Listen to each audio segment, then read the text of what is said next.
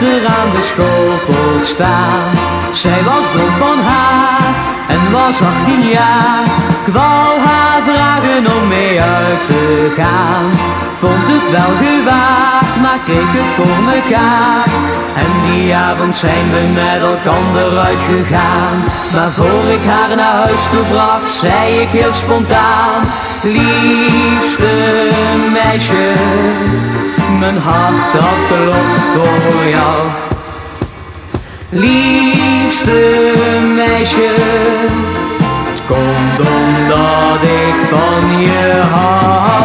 Liefste meisje, ga je met me mee? Samen naar de hei toe gaan in het licht van sterrenmaan, waar krekels zingen voor ons twee.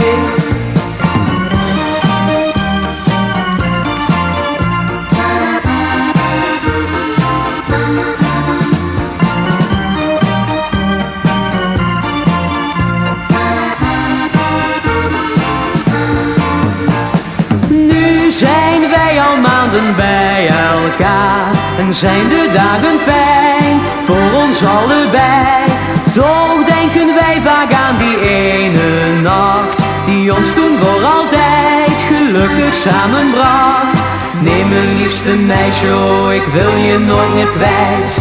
Denk maar aan de woorden die ik toen tegen je zei.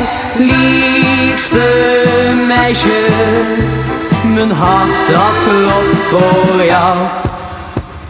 Liefste meisje, het komt omdat ik van je hou. Liefste meisje, ga je met me mee?